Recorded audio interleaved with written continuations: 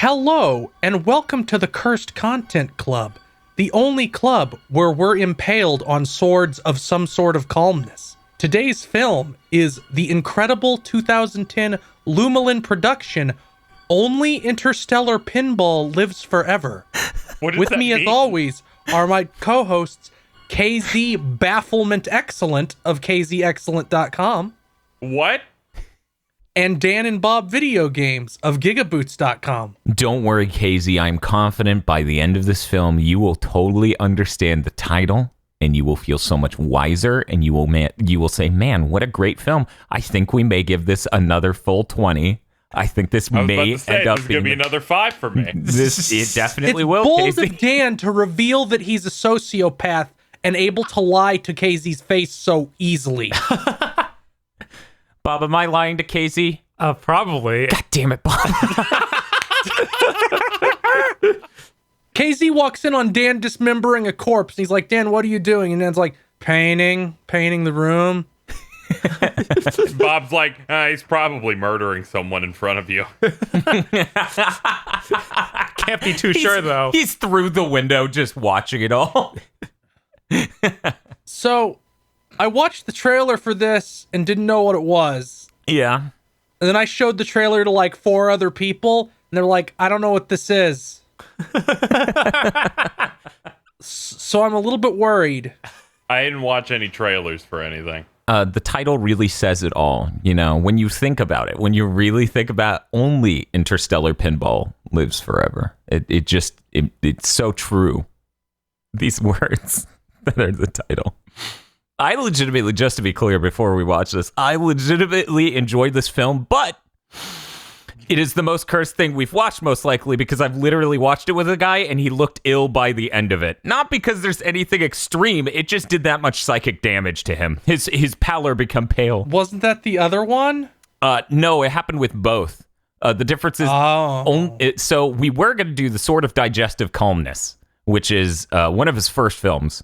The problem was he did a newer edit of it that took out 30 to 40 minutes of content.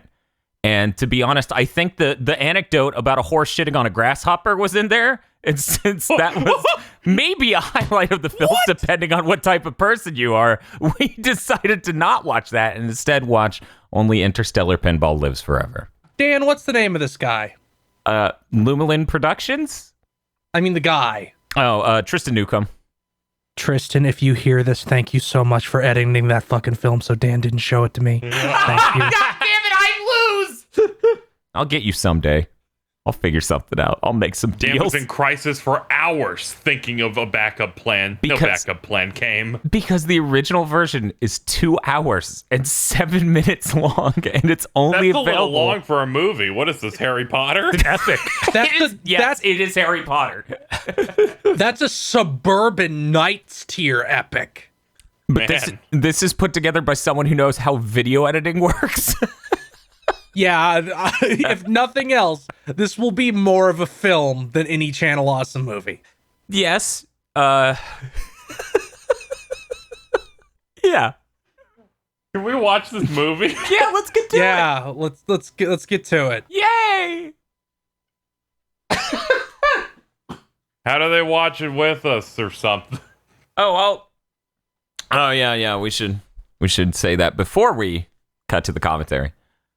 If you want to watch this movie, we have a link in the description, and do not forget over on patreon.com/gbpodcast. If you would like to hear us watch this movie, you can go to patreon.com/gbpodcast.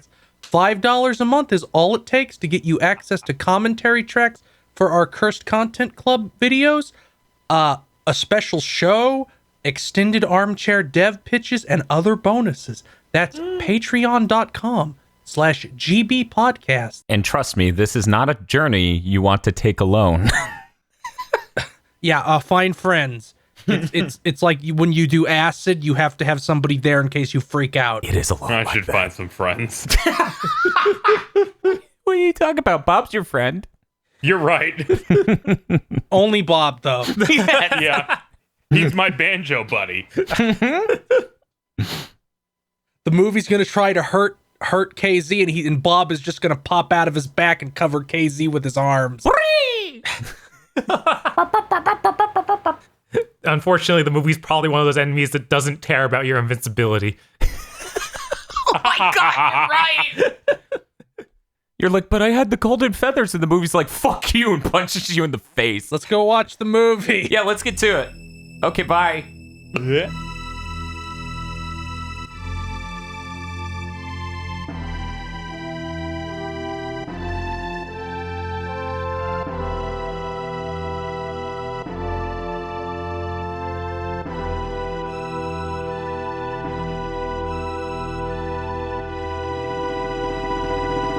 And we're back.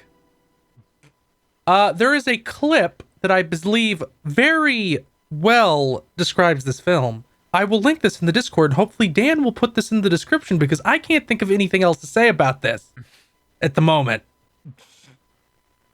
Okay, I guess I'll start with the summary. Okay.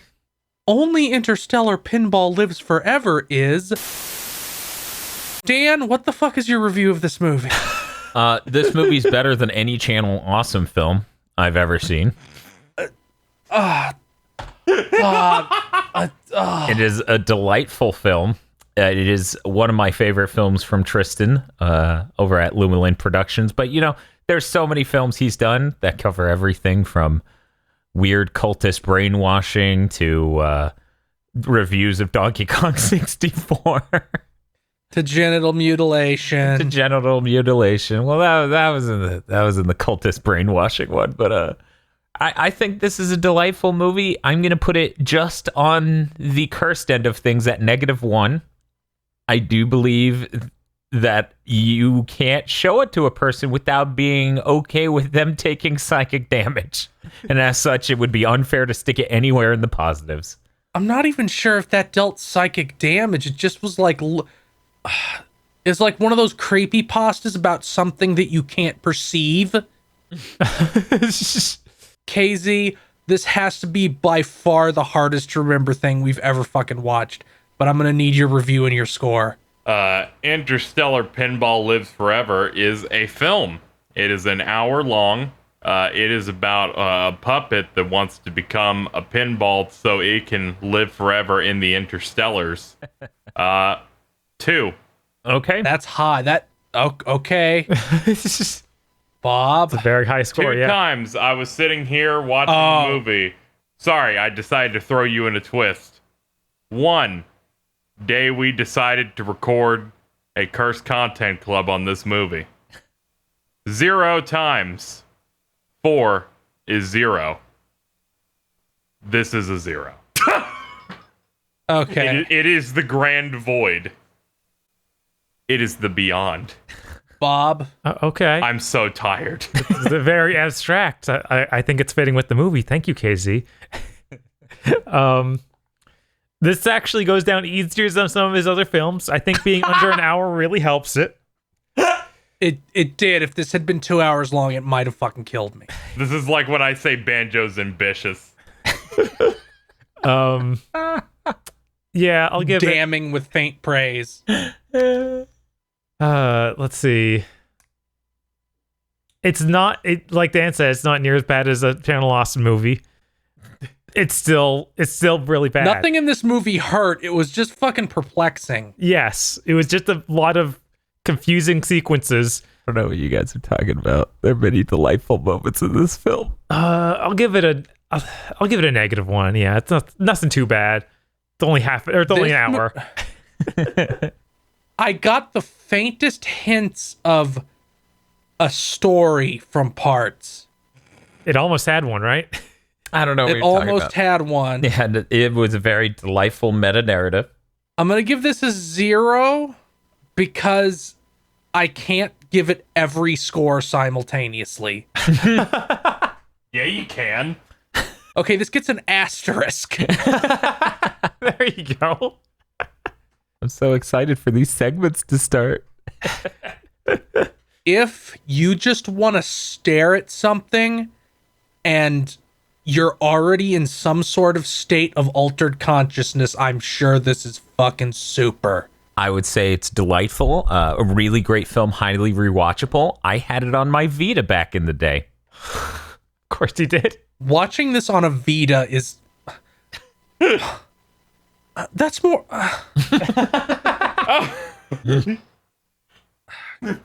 It looked great on an OLED then, and it looks great on an OLED now. Casey, what's your favorite scene in the movie? My favorite scene? Oh, where do I begin? There's just so many scenes. My favorite scene is when you see the two game testers playing Devil May Cry 4, but the one playing it, the controller, just, you can clearly see they opened the back and took out the batteries, but he was still playing it. He was also in the forest level as Nero, which was bad. Bad describes like 95% of Devil May Cry 4. Only if your brain's small. No. I'm sorry, Dan loses a lot of his quality license after running this bit about this movie. What bit? I have been nothing but sincere about my goals with this film and my enjoyment. It would be impossible for you to not smile for even a minute. I'm going to say, Dan, you failed. This didn't break me. I smiled the whole way through the film. I was glowing the whole way through the film. You might, the full length of the other one might have done it, but unfortunately your super weapon was disarmed. You're right. I'll have to work with fucking mad scientists to bring that back into the world. Casey has transformed into a theremin. Bob, I'm going to need your favorite scene. All right, so there's the sequence where the puppet gets stuck between two pinball machines. Yes. Yes, the puppet that is supposed to be an 8-year-old boy. He's not a puppet. This isn't like the fucking Muppet Show. Right. He's not like a separate existence. He's supposed to just be an 8-year-old child. But yeah, he just regales us with the story of the time he got stuck between two of them. I think it was an arcade or something like that. Pinball arcade, and he got stuck really bad, but he was too embarrassed to ask for help, so he just stayed there all night. God, this movie. That's some bottom shit. It is. Then he went home and DM'd a girl for feet pics. Hello, madam. Here in the 1990s, we have DMs. Let me hit you up on AOL Instant Messenger. Oh, no! Join my chat room. Dan, what's your favorite scene, Dan? Now, Phil, I have so many favorite scenes. Would it be okay if I went last and you went before me? Okay, my favorite scene is when the 8-year-old child Muppet starts to produce his plan to live forever, and it starts with him pouring NyQuil in a bowl and sticking a paintbrush in it and then licking the paintbrush, and he keeps doing it because he's getting fucking hammered on cough syrup, and that feels like it's the mode you need to be in to watch this movie. Like, go get your NyQuil, drink it. Now you're ready to watch Interstellar Pinball Lives Forever. Yeah, I can see how it gives off that energy. I thought that was a pretty good scene. It definitely makes my list of great moments in this film. I guess I'll go. There are so many, it's hard to choose one. I'm just gonna do. Stop being so happy. I'm gonna do 3 quick ones. The shot about 6 minutes into the film where the puppet hijacks the car, drives it down the road, but the door it jacked open to get in is hanging open as it drives down the street.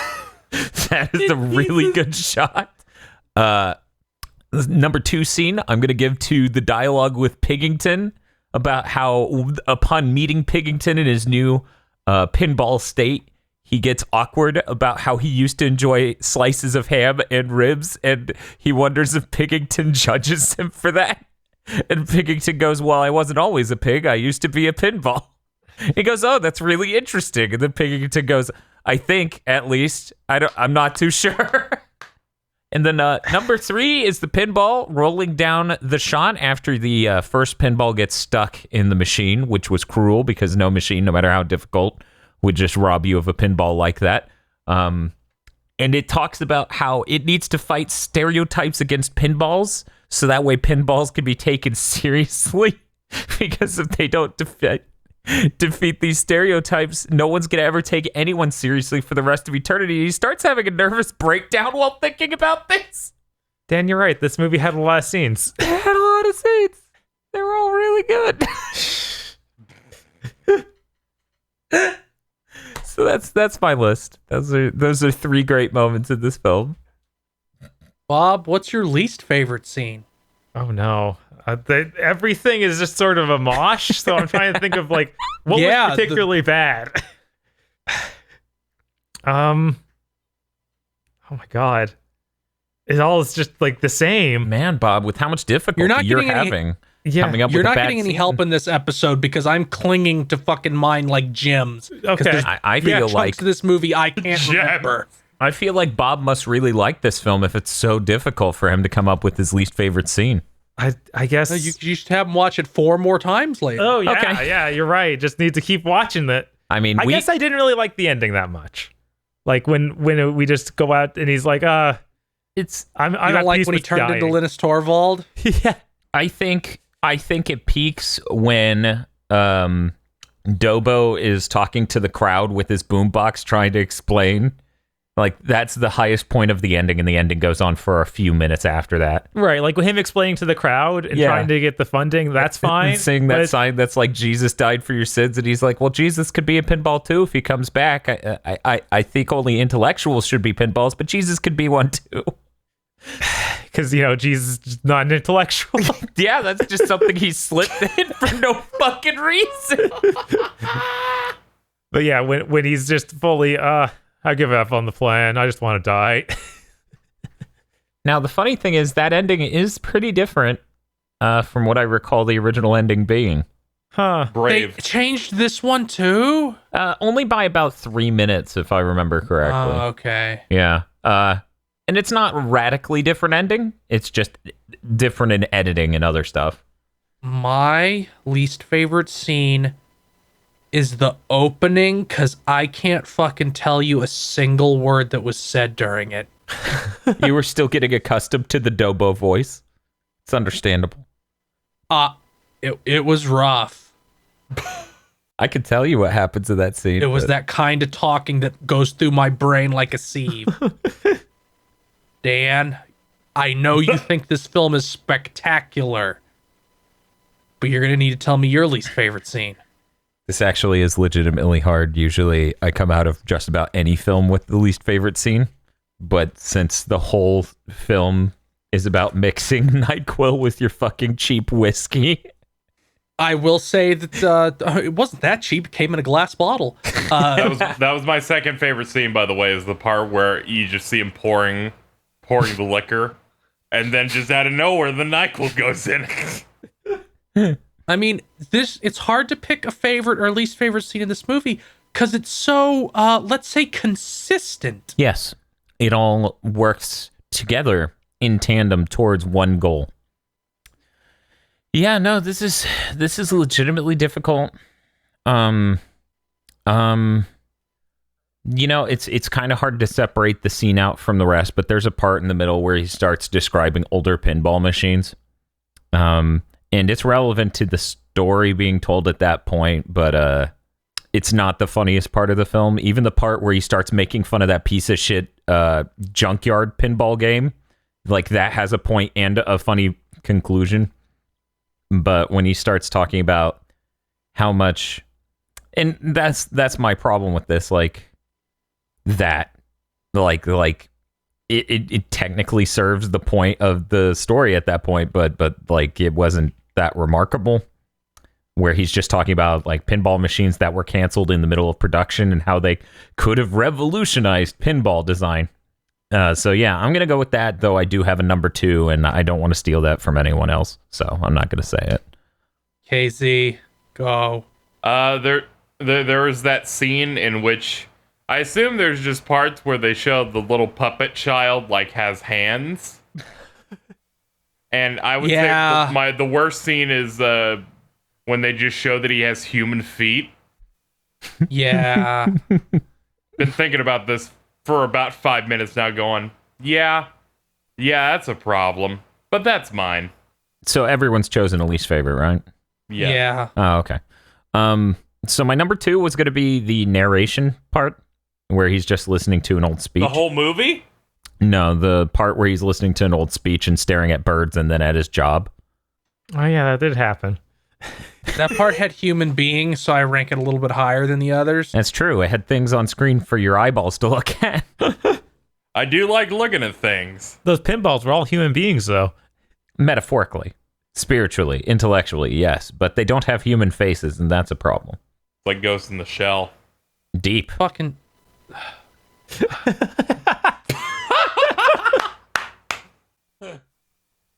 Gonna need you to move this podcast along. My favorite character's the rat. Nobody else gets to claim the rat. He's mine. Fuck! There's a rat in 0.5 seconds of this movie, and he's my favorite character because it's a rat. Dan, you get to go second. Oh, man, I feel so blessed. Piggington. Piggington's great. Fuck! Yeah, no, your life got that much worse. Piggington's great because not only does he have that stunning dialogue with Dobo's spirit pinball, he also has a moment where he's so upset over the loss of the first pinball, and then 2 other pinballs roll up, and the narration goes, Piggington would not be impressed by this flaccid attempt at reincarnation. Was any of the pinball stuff real? Great question. I'm glad you asked. Moving on. Okay. Yeah, Piggington. He's a 10 out of 10. KZ. What's the name of the main puppet character in this? Dobo.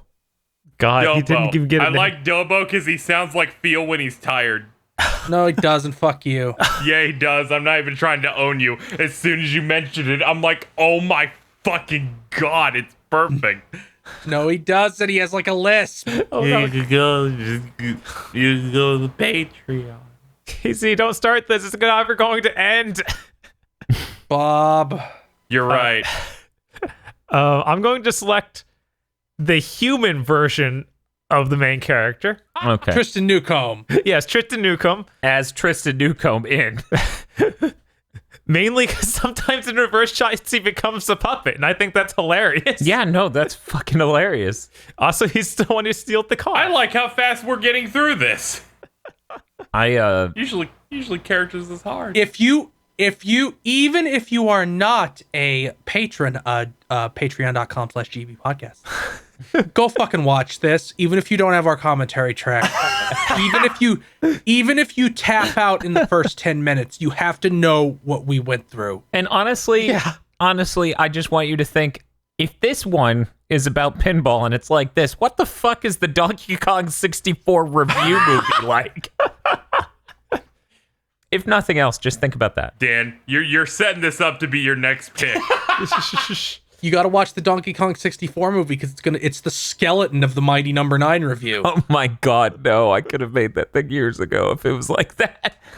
Bob, we're going to need a really good camcorder. I don't know if we can handle that, Dan.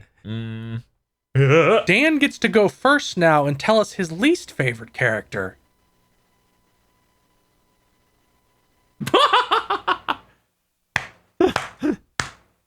I'm gonna be real. I don't think there's 8 characters in this film. I already got mine. No, I already know mine, and I know nobody else was gonna get it. The puppet representation of God in the movie. Where the fuck was that? It was the purple thing that you said looked like an Izzy puppet. Oh God, that was supposed to be God? What? Don't worry about it. I'm just gonna say don't understand subtext. Oh my God. I'm gonna go ahead and say that was my least favorite character in the film. In a star-studded cast like this, though, I hope it doesn't take it too seriously. Okay. Okay. Bob. All right. What's your least favorite character? This was actually really easy for me. Sometimes the main character puppet goes into a super deep voice, and it makes him really hard to understand. So I'm going to nominate deeper voiced main character. Okay, so you're Is that like deep voice or Kylo Ren deep voice? Like Kylo Two Ren. different deep. yeah, when he's doing the Kylo Ren voice, and he's like, Pinball has such stereotypes, and we need to defeat them. Otherwise, no one will take us seriously. Ray, we need to defeat the stereotypes. so I can get into your shoes. Put your foot inside my puppet hole, Ray. It's just a pinball inside your shoes. Patreon.com/GB podcast. That's a good pick, Bob. So is it normal deep voice or Kylo Ren deep voice? It's Kylo Ren deep voice, yeah. Kylo Ren, yeah. KZ? Tristan Swallow. It would have to be Gamer Tester B because he wasn't the one playing Devil May Cry 4. And that's just not raw. Okay. My least favorite character is Tristan Newcomb.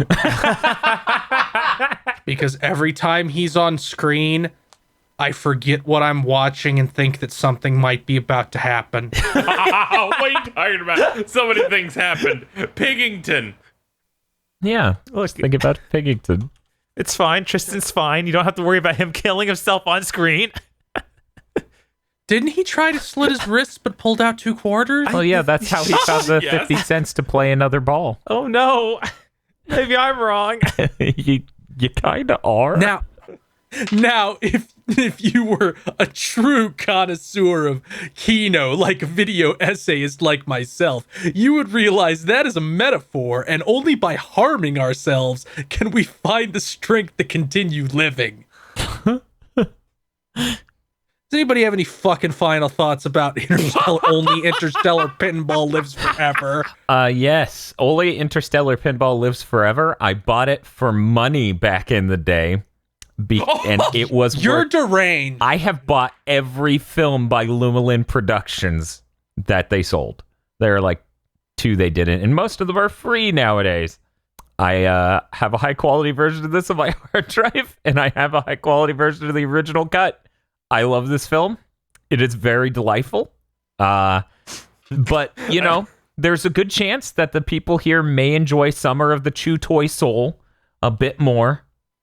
It is a more refined movie and features Donkey Kong 64. Oh, okay. That's the 64 one. And literally involves the sentence, how do you explain the paradigm for an expansion cartridge for the N64 to a drunk alcoholic who probably already punched you once? Is it the same character? Is this like a cinematic universe? Because he's in all the puppet movies. So is it always Dobo? It's always Dobo. But it's like, you wouldn't say it's canonical. Like, you know, it's a different movie. It's about a different like thing. every time Final Fantasy gets a new game, there's a new Sid. Yeah. It's like that. It's exactly like that. So you know, this is probably his Final Fantasy 12. Some people might like 13 more. Oh, good. Please, Dobo, show me your armpits. Dobo must be remembered. That's my final thought, by the way. I had a final thought when we were coming up with the last set of things, but it's lost to me now.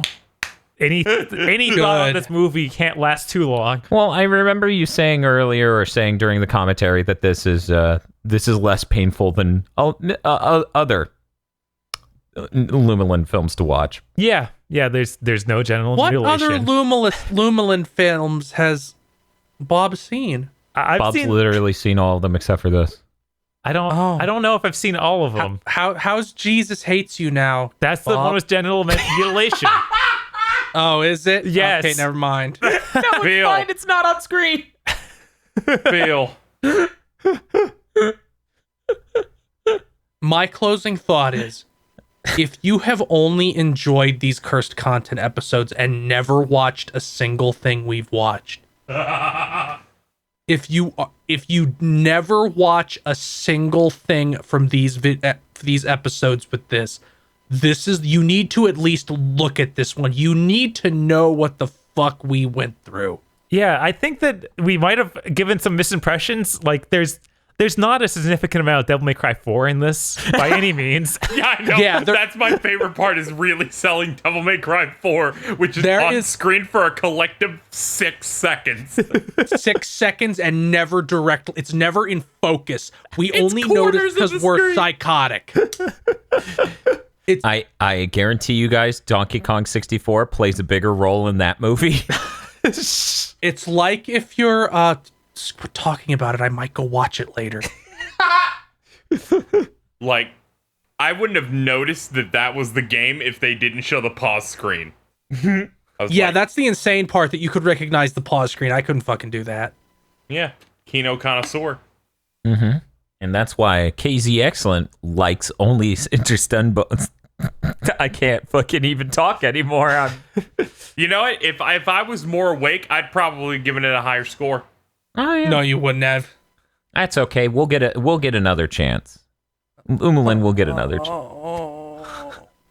No. Yeah, the cursed content strikes back. We gotta watch LXG again, and No, fuck you. I'm never watching LXG again. I'll watch every single Lumalin film before I watch LXG ever again.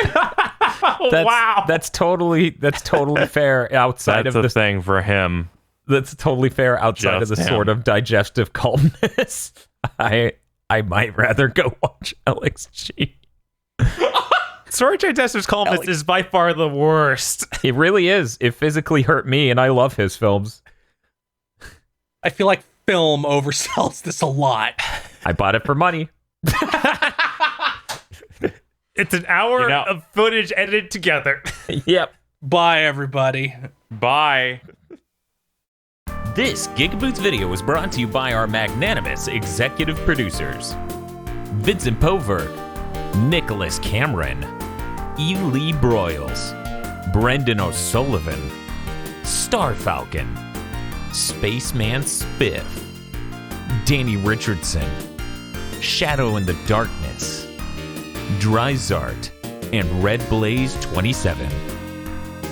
And also these guys. Head on over to patreon.com/gigaboots today so you can try to be as cool as these people.